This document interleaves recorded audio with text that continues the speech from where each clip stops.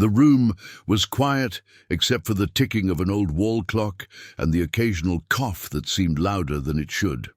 Folded chairs formed a loose circle, half filled with people who avoided each other's eyes. Outside, the grey April sky pressed heavily against the windows. Elliot Graves sat with his hands locked between his knees, staring at a crack on the linoleum floor. Across from him, Miriam Rhodes tapped a pen against a worn notebook. She hadn't written anything. Not tonight. "I don't know what to say anymore," someone murmured. It didn't matter who. The words hung in the air like damp clothes. When the group ended, people rose slowly, gathering coats and condolences. Elliot hesitated. Miriam was the last to move, sliding the notebook into her bag. Outside, the parking lot buzzed with low conversation. Elliot caught up to her, near a flickering street lamp. "You mentioned traveling," he said. His voice cracked like it hadn't been used in hours. Miriam stopped, studying him. "Yeah, places that mattered to her, or to me now."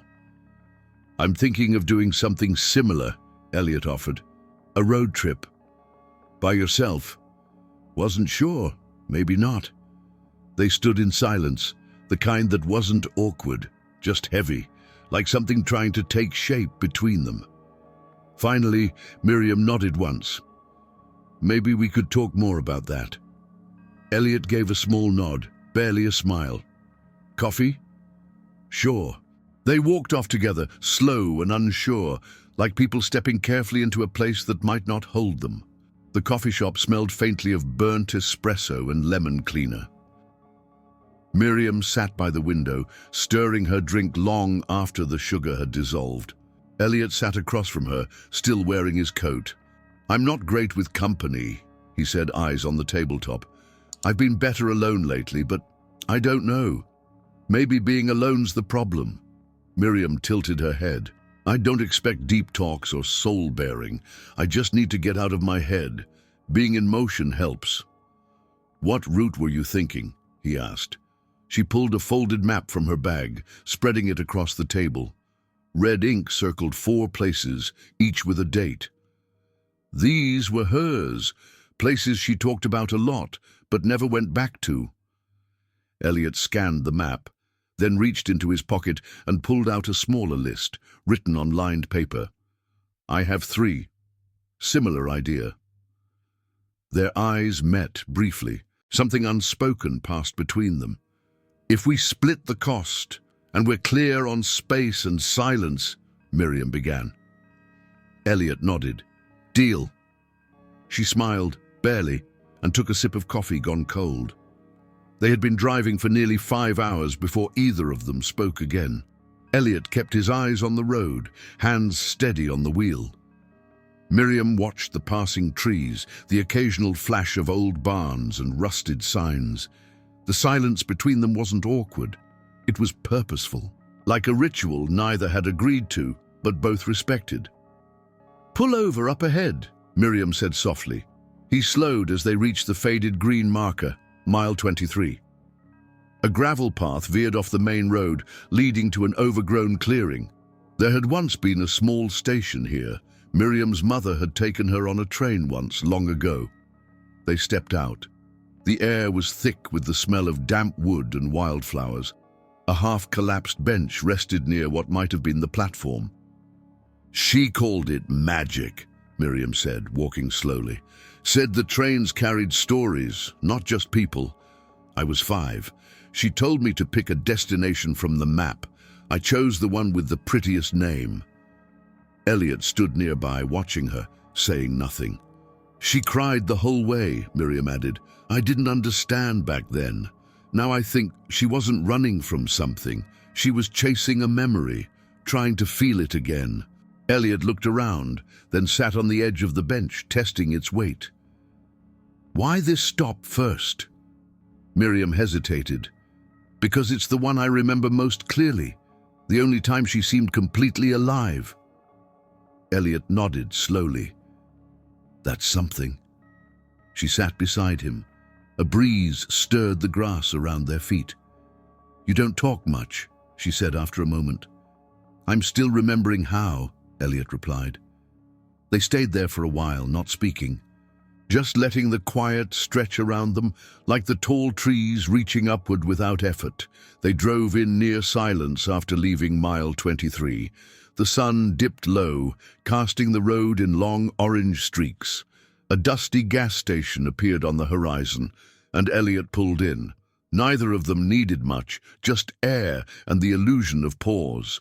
Parked in the shade, Miriam rummaged through her bag, then held a folded piece of paper in her hand.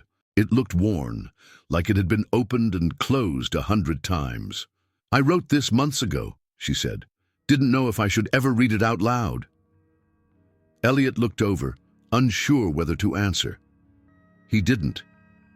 Miriam began reading, voice steady at first. Dear Mom, I wish I knew if you were proud of me, not in the easy postcard way, but in the real, messy kind. The kind that says, I saw all your sharp edges and I loved you anyway. Her voice faltered. I hated you some days. You made things so hard. And I hated myself more for needing you, even when you disappeared into your silence. She stopped, folded the paper again. I never sent it. Wouldn't have changed anything. Elliot's hands were still on the steering wheel, unmoving. She was all I had left, Miriam said, and even that felt unfinished. Elliot nodded softly. Most things are. The silence returned, but now it had a shape. A history. A letter never sent, but finally heard. The Ashfield Motel was small, tucked away behind a row of trees, its neon sign flickering weakly in the twilight. A faded picture of a mountain range on the wall behind the check-in desk hinted at what might have been a popular destination once. Now, it was quiet. Still. Miriam followed Elliot to the room. The door creaked when he opened it, revealing 2 twin beds and a small window that looked out over an empty parking lot. It felt like the kind of place that lived only in the in-between moments, the spaces between destinations. Elliot dropped his bag on the floor and went straight to the window, eyes fixed on nothing in particular.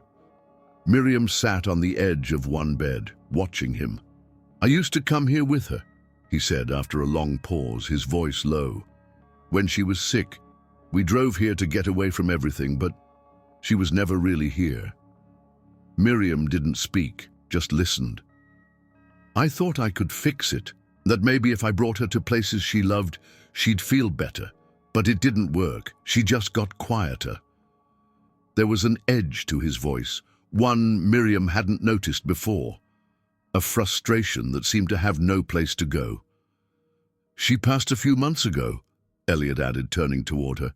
I wasn't there when it happened. Miriam nodded, unsure of what to say. Sometimes you don't know how much something matters until it's too late.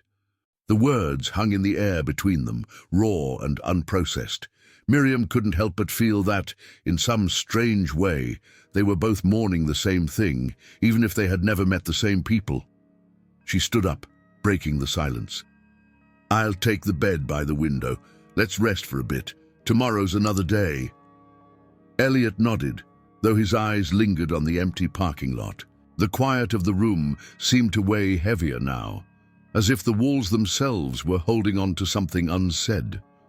The following morning, the road stretched endlessly before them, but it was different now, less like a journey to an unknown destination, and more like a path they had to walk together, whether they liked it or not. They reached the lavender field by noon. The sun beat down on the rows of purple flowers, casting long shadows on the earth. The smell of lavender was thick in the air, grounding and sharp. Miriam stepped out of the car first, drawn by the sea of color before her. Elliot hesitated for a moment, then followed. There was something about the space that felt foreign, but familiar, like stepping into a memory that wasn't his own. It's so much bigger than I remember, Miriam said softly, almost to herself. She reached out to brush her fingers over the top of the flowers, letting the delicate stems slip through her hands. We used to come here when I was little, Mom loved the way it smelled. She said it was like peace, or what peace should smell like. Elliot stood beside her, quiet. His eyes traced the rolling fields, the occasional bee hovering near the flowers. Miriam's voice broke the silence. I never realized how much she was holding inside. I always thought she was the strong one. But she was hiding, running from something. And I was too busy feeling sorry for myself to notice. She stopped, swallowing hard, fighting back something that wanted to rise from deep inside her. It was an old grief, a grief that felt too raw to touch. Elliot took a slow breath. You can't always know what people are going through. They're not the ones who have to live with it. You can't carry their burdens for them. Miriam turned to him, her face tense with unshed tears. But I should have seen it. I should have known. I should have done something. No, Elliot said, his voice steady. You're not responsible for her pain. You couldn't have saved her. You don't need to blame yourself. She wiped her face quickly, embarrassed by the sudden vulnerability. The air felt thick now, like the weight of 1,000 unsaid things pressing down on them both. After a long moment, Miriam stepped away, her back straightening. I think I'm ready to move on. Elliot followed her lead, though his feet felt heavier than before. The field of lavender, once a peaceful memory, now seemed like a place full of questions that had no answers. They drove for miles without speaking, the landscape blurring past them like an old film reel, fading into the background of their thoughts. Miriam kept her gaze out the window, tracing the horizon with her eyes, while Elliot focused on the road ahead, his hands tight on the steering wheel. They had reached a cliffside by late afternoon, a jagged drop to the sea below. The air was cool, but the sun still burned faintly in the distance. Miriam stopped the car at the edge of a winding path that led to the lookout point. Elliot glanced at her, then back at the path.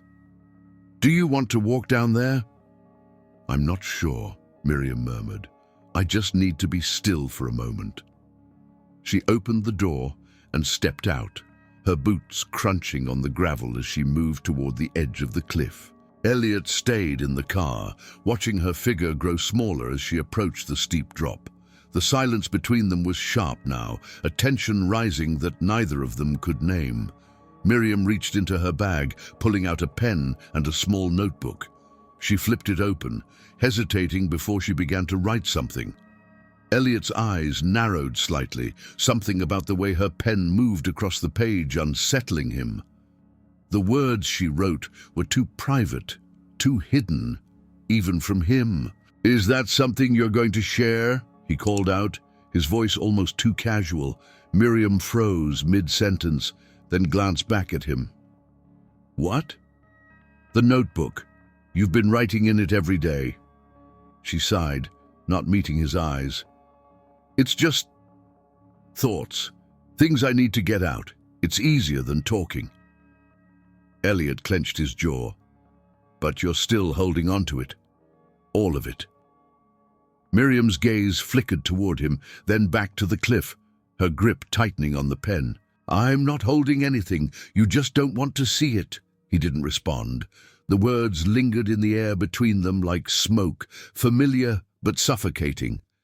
She turned back to the notebook, scrawling something down furiously, as if trying to capture a moment before it slipped away.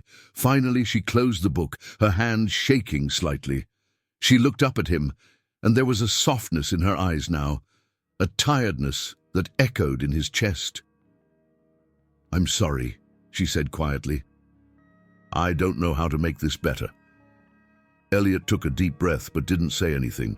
Instead, he stepped out of the car and walked toward her, standing beside her at the edge of the cliff. The wind carried the scent of the sea and the taste of something unresolved. The chapel stood in the middle of nowhere, hidden by a grove of tall pines. Its whitewashed walls seemed too bright against the dark forest that encircled it, as if it were out of place, forgotten by time itself. There were no doors, only an open archway, the inside visible but empty, save for a few dusty pews that had long since been abandoned. Miriam and Elliot approached slowly, as if entering a sacred space. They hadn't spoken much since the cliff, each of them wrapped in their own thoughts, the drive a quiet extension of the tension between them. "I didn't think places like this existed anymore," Miriam said, her voice almost a whisper as she stepped under the archway. She paused, looking around the hollowed space. "It feels lonely." Elliot followed her inside, his eyes scanning the chapel. The lack of doors made it feel exposed, open to everything and nothing at once. "Maybe that's the point," he said quietly. "Maybe it's not about protection. Maybe it's about being seen without any barriers." Miriam turned to him, her expression unreadable. "Do you think it's possible to be seen and still feel invisible?" The question hung between them, heavier than either of them expected.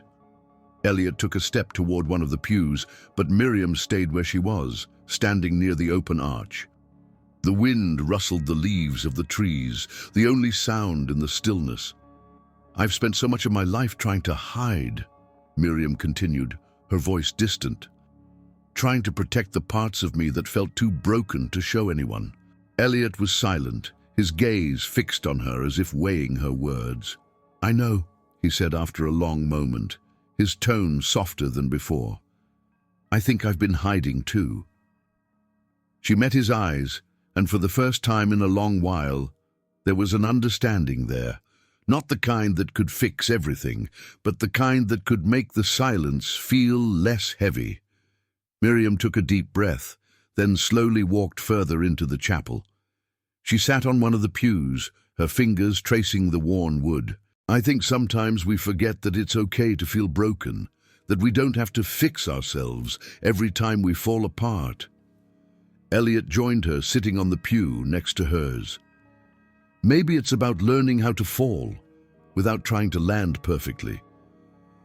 They sat there for a while, surrounded by the emptiness of the chapel, feeling like they were both in a place that didn't require answers, just presence. The house at the end of the road was small, weathered by time and stories that no one had ever told. It sat at the edge of a quiet town, a place Miriam hadn't visited in years. The white paint had peeled away in places, and the garden was overrun with weeds. It looked abandoned, but she knew it wasn't. Elliot parked the car at the bottom of the long driveway, the engine humming softly. Miriam didn't say a word. She just got out, her footsteps quiet on the gravel as she walked toward the house. "I'll wait here," Elliot called after her, but she didn't turn back. Miriam entered the house through the creaky front door, her hand lingering on the brass doorknob. It had been years since she'd stood in this spot. The smell of old wood and dust was familiar, and the air felt thicker here, full of memories she hadn't been ready to face. She walked through the narrow hallways, past the rooms she used to play in, now untouched. She found herself in her mother's old bedroom, a place she hadn't been allowed to enter for a long time. The bed was still there, the sheets faded and worn. On the dresser, a small picture frame caught her eye. It was a photo of her mother, younger than Miriam had ever seen her. Her mother's eyes were full of life, and for a moment, Miriam didn't recognize the woman in the photo at all. Tears welled up in her eyes, but they weren't from pain. They were from something else. Understanding. When Miriam returned to the car, she was quieter than before, her face softer. She climbed in and looked at Elliot with a calmness he hadn't seen in her before. "She was never as lost as I thought," Miriam said. "She just didn't know how to be found, and maybe that's okay." Elliot said nothing, but nodded, as if something inside him too had shifted. The air between them felt lighter now, like a weight had been lifted. The car was parked once more at the edge of the same quiet road they had started on. The sun was low in the sky, casting long shadows over the asphalt, the world feeling stretched like it was holding its breath. Elliot turned off the engine and looked over at Miriam, who sat quietly beside him. There was something different about her now, something lighter, almost serene. She no longer looked like she was running from something, but rather like she had found what she was looking for. She turned to him, offering a small smile. "I guess this is it, huh?" Elliot nodded, his eyes meeting hers. He didn't need to say anything. There were no more words left to be spoken. Their journey had already said everything that needed to be said. They stepped out of the car, standing in silence for a long moment, just absorbing the stillness of the world around them. Then, without warning, Miriam stepped forward and wrapped her arms around Elliot, pulling him into a quiet embrace. It wasn't the kind of hug that tried to fix anything. It was simply a way of acknowledging everything they had shared. When they pulled apart, Elliot reached into his bag, pulling out his camera. He didn't ask for permission, just raised it to his eye and snapped a quick shot of her standing there, the soft light of the setting sun framing her face. Miriam watched him, but didn't say anything. She reached into her bag, pulled out her notebook, and began writing a new letter. This time, it wasn't to her mother, it was to herself. She finished, folded the paper and placed it in her bag. Then, without another word, she climbed back into the car. Elliot followed, starting the engine again. The road stretched ahead of them, the hum of the tires against the pavement filling the quiet space between them.